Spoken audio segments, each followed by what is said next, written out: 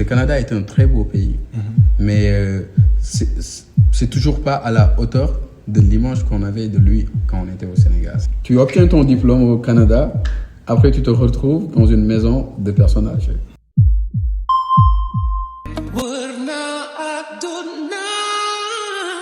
Japon and Australia, there is no place like home. Fenna Busunyuga.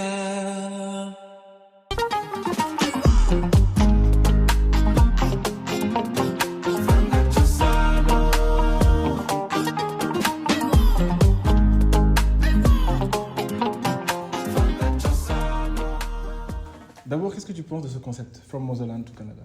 C'est un excellent concept, une très belle idée. Merci. Puis je suis honoré d'avoir été votre premier invité. Merci beaucoup. Tu sais, c'est un concept qu'on a vraiment voulu mettre en avant. Il y a des gens qui sont ici au Canada, qui font tout pour s'adapter et c'est pas facile. Laisser sa famille, laisser son pays d'origine, laisser ses habitudes au pays, venir dans un nouveau pays où parfois il fait moins 20 degrés, moins 22 degrés, affronter le froid, c'est pas facile. Et justement, on veut comprendre ça. Si tu devais te présenter rapidement, qui est Mamor Sylla? Mamor est un jeune entrepreneur sénégalais, né au Sénégal, précisément à Touba. C'est quand même important pour moi la précision, c'est une fierté, qui a grandi à Dakar. J'ai commencé mon cursus scolaire à Dakar jusqu'à l'obtention de mon baccalauréat pour ensuite venir au Canada. Tu es né à Touba, ce produit vient de Touba. C'est le café Touba, c'est un produit qu'il faut vraiment valoriser. Il y a beaucoup de saveurs, il y a tellement de choses à découvrir. Et justement, on va te laisser découvrir ce produit-là après. Concrètement, j'aimerais savoir, parce que je suis vraiment curieux de savoir dans quel environnement tu as grandi. Moi, je suis né dans une famille où l'éducation occupe une place vraiment très importante. J'ai perdu mon père à l'âge de 4 ans. Puis malgré ça, j'ai été pris en charge par mon grand frère. J'ai été mis dans de très bonnes conditions. Il nous a mis, je vais dire nous, parce que je n'étais pas le seul. J'étais avec mes frères et sœurs, que je vais saluer de passage. Serigne Mbacké Sylla, un homme que j'aime bien. Mame Diarra Ndiaye et Sokhna Sylla. Massayer, notre grand frère, nous a mis dans de très bonnes conditions. En outre de ça, on ralliait les deux, l'école coranique et l'école française, jusqu'à l'obtention de notre baccalauréat.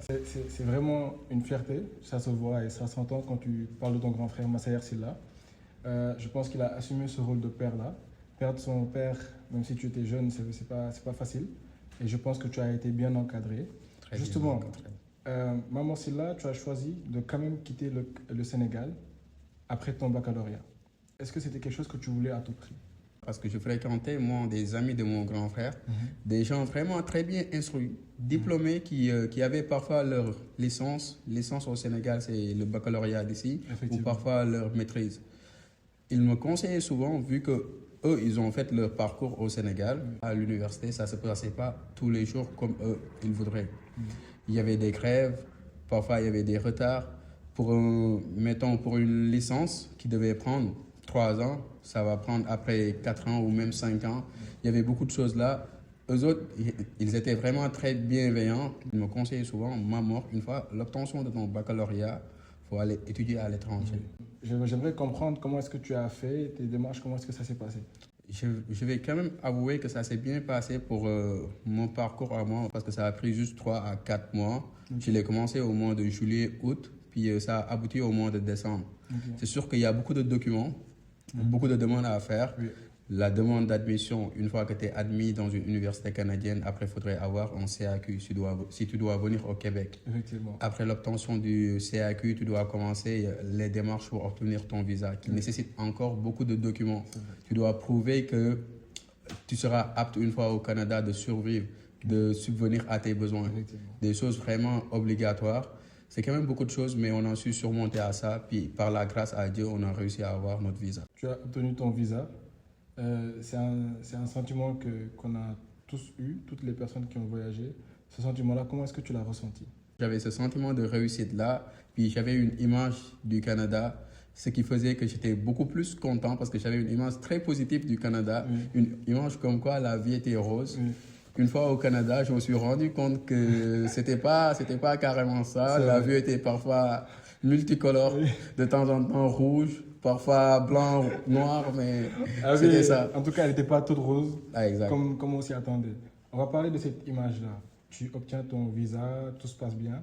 Ce dernier jour où tu dis au revoir à ta famille, tu fermes ta valise, tu prends ton billet d'avion, tu dis au revoir à ta famille. Il y a toujours quelque chose qui nous définit, nous les Africains, ce sont les conseils qu'on nous donne.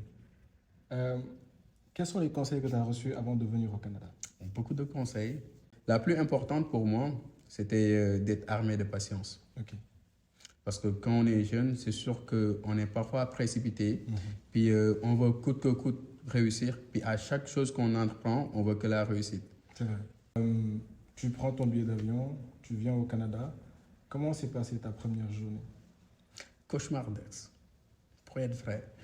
Parce que je vais te mettre dans le contexte, parce que j'ai fait les démarches pour obtenir mon visa à l'aide d'un voyage au Sénégal. Il m'avait mis en contact avec une personne qui était à Toronto parce que je devais atterrir à Toronto. Cette personne-là était censée venir me chercher. 2 semaines avant mon départ, on se parlait à tous les jours. Il était vraiment très joignable. Jusqu'au jour où je suis arrivé au Canada, je n'ai pas eu de problème avec l'immigration. Une fois que j'ai reçu mon permis d'études, je l'ai appelé, ça ne répondait pas.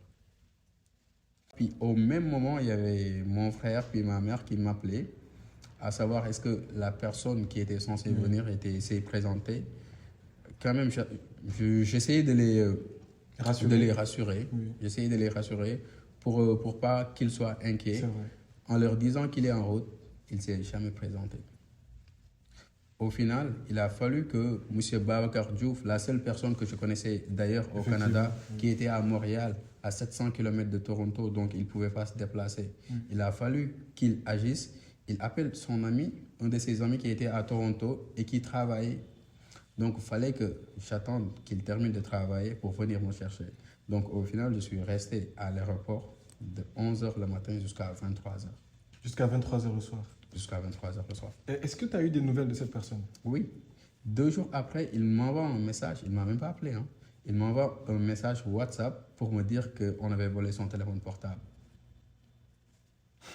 Tu vois, c'est un problème.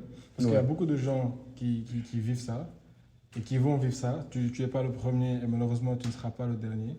On arrive avec plein d'espoir et dès le premier jour, il y a certaines personnes qui trouvent quand même le moyen de nous déstabiliser. Est-ce que toi, ça t'a déstabilisé? Non. Parce que c'est sûr que pour ces genres d'expériences, pour moi, pour mon cas, c'était la première fois. Je me suis fié à une personne qui ne s'est pas présentée, qui n'était pas fiable. Mais en outre de ça, j'en ai aussi vécu d'autres. Puis ce qui est bizarre, c'est souvent, c'est venant des personnes de même origine, mettons des Sénégalais. Carrément. Ouais. Quand tu viens au Canada pour la première fois, il y a des démarches administratives que tu te dois de faire, comme l'obtention de ton numéro d'assurance sociale, ouvrir un compte bancaire. Comment est-ce que tu as réussi à faire tout ça? Oui, il faut dire que j'ai été mis dans de très bonnes conditions par M. Diorin Babacar Diouf.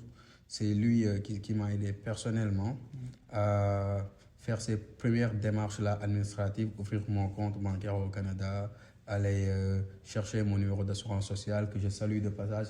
Il a fait vraiment beaucoup de choses pour moi. Je le remercie encore une fois. Il a fait des choses que moi-même, je ne pourrais pas dire devant la caméra. Mais encore une fois, merci beaucoup. Comment est-ce que toi, tu as fait pour travailler pour la première fois? C'était par référence. Monsieur Babacar Diouf, dont je parlais tout à l'heure, m'avait mis dans de très bonnes conditions, puis m'a mis en contact avec des personnes, des Baïfal, qui étaient dans le centre culturel de Nourou Dareni, qui m'ont beaucoup aidé, beaucoup donné des conseils. Je vais citer leur nom, Moussa Khatri, Serona Diagne, et plein d'autres personnes vraiment très gentilles, très agréables. Mon premier emploi, je l'ai eu à l'aide d'une référence. Moussa Khatri qui m'a référencé dans un endroit où il travaillait lui-même. Et que c'est à partir de là-bas que j'ai eu mon premier emploi. Tu travailles, tu étudies, ce qui est très difficile. Comment est-ce que tu as pu surmonter tout ça? C'est vraiment très difficile de rallier les deux. Parce qu'en outre des études qui sont parfois compliquées au Canada, il y a cet aspect-là, tu dois vivre, tu dois travailler pour pouvoir subvenir à tes besoins. Moi, j'ai été aidé par mon grand frère. J'ai été parfois aidé par mon grand frère, que je remercie encore. Mais de temps en temps, c'est très compliqué de rallier les deux. Avec la pression du travail, puis le stress des études, c'était très compliqué. de temps en temps, je me retrouvais au Daïra. Malgré tout ce qui se passait dans la semaine, ça me permettait d'évacuer, de me ressourcer et de me remotiver pour repartir pour la prochaine semaine. On va faire juste une petite pause. Héritage Garden, avec mes invités, j'ai un nouveau concept que je veux partager avec eux. On propose des accessoires. Donc, on propose des théières, des cafetières. On propose aussi la machine au complète. Donc, je vais te laisser verser le café là-dessus. Bien sûr. On va déguster ça après. Donc, c'est un rituel que je veux vraiment mettre en place pour ces invités qui viendront. C'est parfait. Comme on dit, du seigle café. Prendre le temps de faire du café, pour moi, c'est un art. Et ce que tu viens de faire là, la manière dont tu l'as fait, ben, ça représente bien ça. Ah, exactement. Je te remercie pour ça. Merci. Je veux qu'on parle d'une chose. Quand tu viens dans ce pays, tu dois faire face à beaucoup de nouveautés. Parmi ces nouveautés-là, il y a l'accent québécoise. Comment est-ce que tu as fait pour surmonter ça, justement? L'accent québécois, c'est quand même, je ne vais pas dire compliqué, mais il y a quand même beaucoup de différences entre le français Québec et le français de France. C'est vrai. C'est pas pour rien que quand tu vas sur Netflix pour regarder un film, ça te propose deux options. Le français de France et le français de Québec. Donc il y a beaucoup de différences. Je vais te donner un exemple. Admettons pour ton café, quand je le bois, puis je te dis que c'est écœurant. Ça veut dire quoi pour toi? Écœurant. Attention. Ça veut dire que c'est dégueulasse. En français québécois, ça veut dire que c'est bon. Ça veut dire que c'est bon en tabarnak, comme ils disent. Fait que c'est ça. Qu'est-ce que tu conseilles à une personne qui va venir au Canada dans les prochains jours? De ne pas se fier à tout le monde. Déjà, pour pas que ce qui m'est arrivé à moi leur arrive. Donc, c'est quelque chose d'important. Puis, une fois au Canada, il faudrait être fort. Oui. Parce que c'est sûr que l'image qu'on avait le Canada est un très beau pays. Mais c'est toujours pas à la hauteur de l'image qu'on avait de lui quand on était au Sénégal. C'est vrai. Parce que quand on était au Sénégal, bah, on voyait souvent des gens qui étaient au Canada, on les voyait sur TikTok, sur les réseaux. Ils nous montraient cette vie de luxe-là, puis on avait tendance à croire qu'ils avaient réussi leur vie. Oui. C'est pas toujours le cas. Oui. Et ça trompe pas mal de gens parce qu'au Exactement. final, on se dit que c'est un pays où la réussite est facile, Ouais. alors que non. Alors que non. Oui. Donc, quand on vient au Canada, pour les futures personnes qui vont venir, il faudrait affronter cette réalité-là. Oui. C'est sûr que quand on vient au Canada, on est seul. Puis, comme je disais, à chaque takusan au Sénégal, je me ressemblais au coin du quartier. On jouait au football. Parfois, bah, on était en train de faire du thé. C'est quelque chose qui te manque. Parce que je suis venu au Canada au mois de janvier. Donc, c'est sûr qu'il faut oublier en fait le fait d'être dehors, puis boire du café. C'était quelque chose. Je devais rester tout le temps à la maison, puis j'étais seul. Je suis vraiment content d'avoir partagé cette partie-là avec toi, de voir comment est-ce que tu t'es adapté, comment est-ce que tu t'es intégré à tes débuts lorsque tu venais d'arriver. On va rentrer dans l'aspect de toi en tant qu'entrepreneur. Je sais que entreprendre dans un pays qui n'est pas le tien, c'est pas facile, c'est très difficile, ça demande beaucoup de sacrifices, beaucoup de courage. Mais avant de comprendre pourquoi déjà tu as choisi d'entreprendre, quelle est ta relation avec l'automobile? Moi, je suis un passionné. Puis, comme me disait ma mère souvent, il me dit que depuis que tu étais tout petit, genre, tu faisais que parler de l'automobile. Donc, c'est quelque chose que j'aimais depuis que j'étais jeune. Donc, j'ai eu cette relation-là avec l'automobile. C'est ma passion. C'est vrai. Tu as fait des études en quoi exactement? En informatique. Tu as fait des études en informatique, mais quand même, tu as décidé de choisir... Exactement. J'avais quand même commencé à travailler dans mon domaine. J'ai rencontré une personne qui m'avait conseillé, qui m'a convaincu d'ailleurs d'aller voir le domaine de l'automobile, vu que c'était quelque chose que j'aimais, malgré que j'ai eu mon diplôme en informatique. Je me suis dit, pourquoi pas aller tenter l'expérience. Ok. J'ai une question. Qu'est-ce que c'est qu'un entrepreneur automobile? Un entrepreneur, parce qu'aujourd'hui, moi, je travaille de manière autonome chez Capital Chrysler. Fait que je suis en conseil en vente automobile, ce qui est différent d'un vendeur automobile. Mais toi, en tant que conseiller, comment ça marche, le rôle d'un conseiller? Comment ça marche? Une fois que j'ai un client devant moi, j'analyse ses besoins pour voir comment je pourrais l'aider. Parce que parfois aussi, c'est différent, le client, ce qu'il veut et ce qu'il a réellement besoin. Donc, c'est des choses à analyser pour le guider vers le bon choix. Ok. Il y a deux choix qui s'offrent à lui. Soit il peut acheter la voiture au final cash ou il peut le financer, pour ceux qui sont au Canada. Ok, tu viens d'évoquer vraiment l'aspect du financement qui est très intéressant. Parce que je sais que beaucoup de gens veulent comprendre un peu l'aspect du financement. Déjà, c'est quoi un financement automobile? Le financement, une fois que le client a choisi l'option de financer le véhicule, on fait une demande de crédit auprès de la banque, puis la banque va faire une enquête de crédit, à savoir l'historique du client, comment il a effectué ses paiements dans le passé, est-ce qu'il a été assidu. Je vais te donner un exemple. Ici au Canada, on a un numéro d'assurance sociale. Oui. À chaque personne qui arrive, il a son numéro d'assurance sociale qui est lié à son compte bancaire, à sa carte de crédit, mettons que tu prends un téléphone portable que tu payes chaque mois, tout est relié avec ton numéro d'assurance sociale. Donc ça permet à la banque, après, une fois que tu veux financer un véhicule, il va aller voir l'historique pour voir si tu es vraiment solvable. Comment ça s'est passé pour tes différentes affaires que tu as eues par le passé? Ok. Est-ce que tu les payes de manière assidue ou pas? Ok. Donc, c'est ce qui permet. De manière très simple, c'est ça. Ok. Aujourd'hui, j'ai une question. En parlant d'assiduité, quand tu viens dans un nouveau pays, tu n'es pas adapté à ce système-là de score de crédit.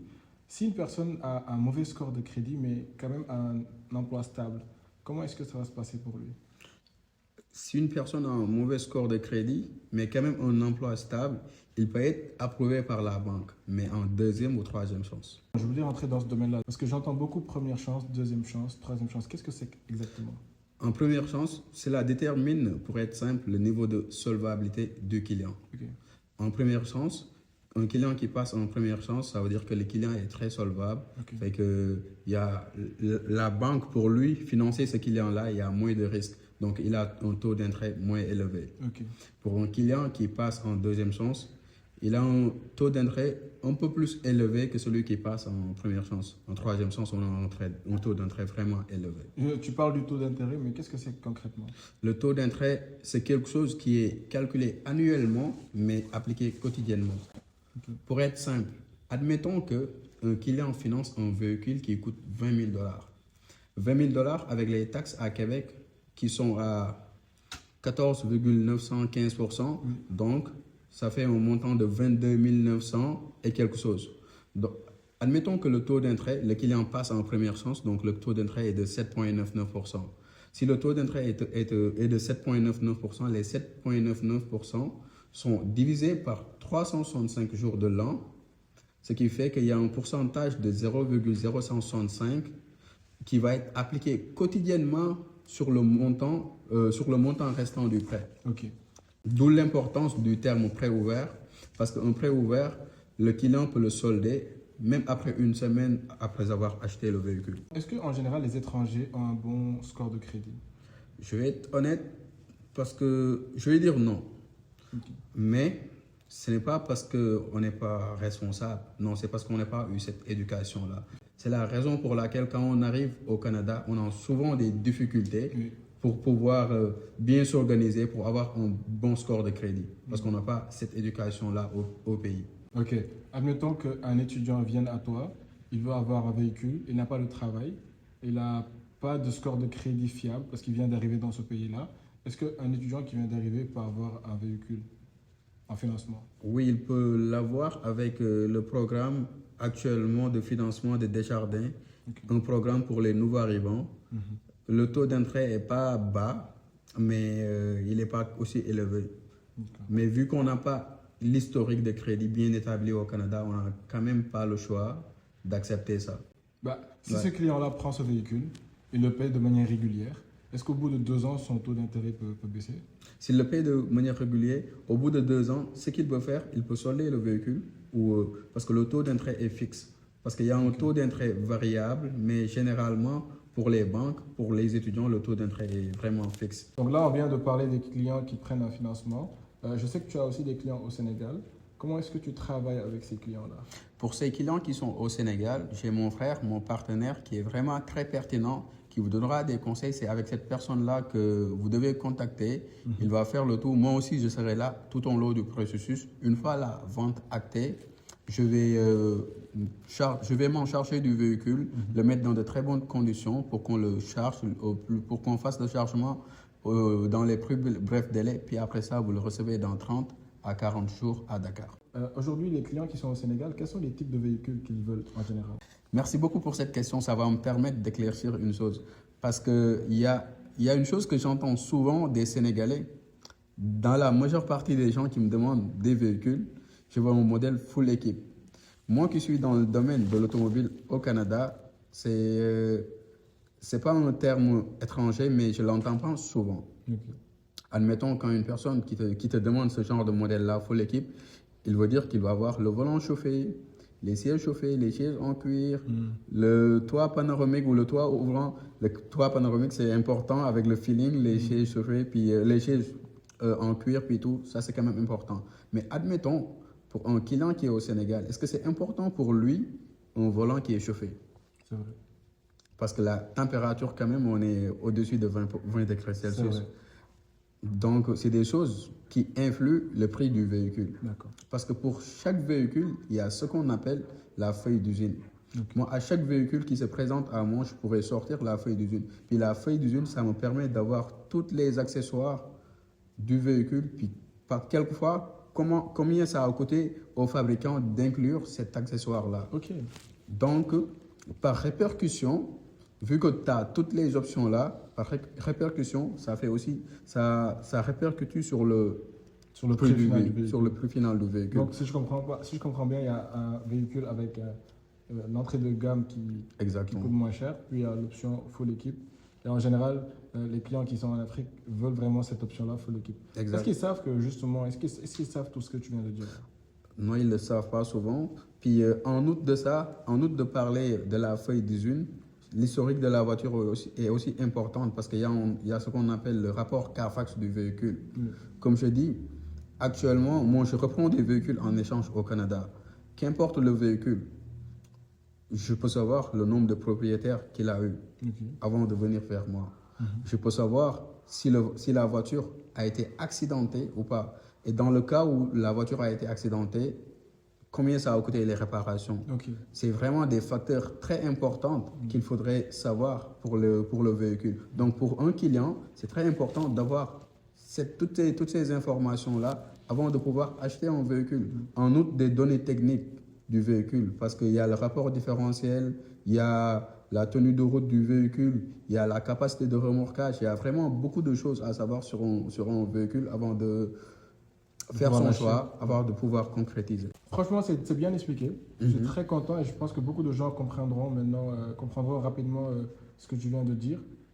Je sais que travailler avec des gens en Afrique, parfois c'est un peu compliqué, dans le sens où tu dois prendre le véhicule ici puis l'amener au Sénégal en matière de logistique. Comment est-ce que tu fais? Oui, actuellement, j'ai des partenaires vraiment fiables qui sont ici, des gens qui font le taf de transport, de très bons transitaires. J'en ai déjà eu des mauvaises expériences, par contre. Est-ce que tu peux nous parler de ces mauvaises expériences? Exactement, parce que j'en ai déjà eu un Sénégalais qui s'est présenté à moi. C'est tout le temps les Sénégalais. La personne qui m'avait abandonné à l'aéroport, c'est un Sénégalais de même origine que moi. Lui aussi, c'est un Sénégalais qui s'est présenté à moi en disant que c'était un transitaire fiable. Moi, je lui ai confié mes véhicules qu'il devait charger parce que j'ai un partenaire actuellement qui est au Sénégal, un parking, un revendeur automobile.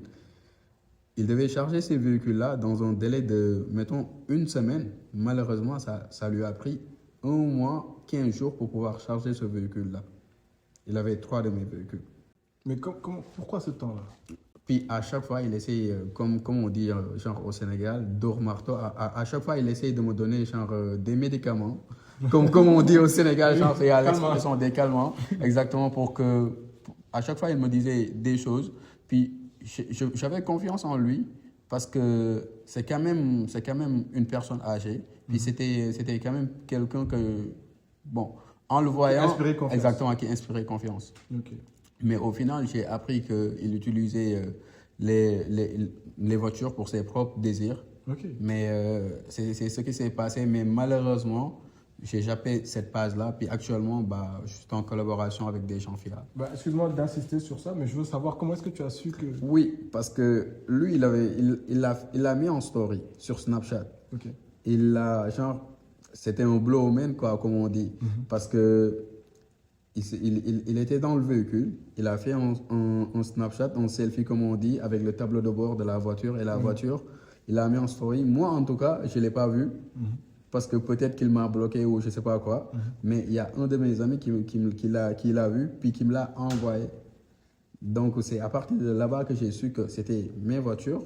Puis, c'était bizarre le fait que ça n'a pas été chargé depuis ce moment-là. C'est la raison pour laquelle, à partir de ce moment, j'ai repris mes véhicules pour le confier à d'autres personnes. Est-ce que tu as perdu ce client-là?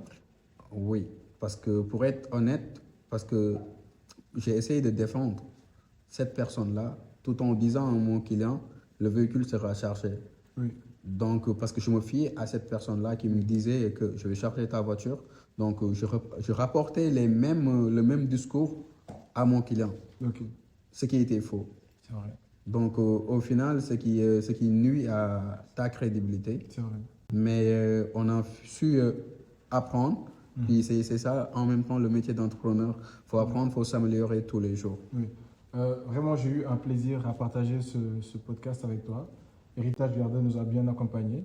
Je pense que tu as quand même dégusté le café. Ouais. Est-ce que ça te rappelle Touba? C'est un très bon café. Ça me rappelle Touba. Je vais dire, j'en ai goûté vraiment pas mal de café au Québec, au Canada. Depuis que je suis là, ça fait maintenant une couple d'années. C'est la première fois que je goûte un café qui me rappelle vraiment mes origines. Merci beaucoup, ça Qui me rappelle vraiment mes takusan quand j'étais à Touba. Oui. Merci beaucoup, ça me fait plaisir. Et justement, c'est ce travail-là qu'on a voulu valoriser, mettre en avant ce goût-là qui nous rappelle ce pays, le Sénégal, mais aussi Touba. On va terminer sur un petit jeu que j'appelle mythe ou réalité. Donc le concept est simple. Je te donne 3 chiffres, 7, 5 et 6. Tu me donnes le chiffre que tu choisis. Puis dans ce chiffre-là, il y a 3 questions que je te poserai, des questions mythe ou réalité. Quel chiffre tu choisis?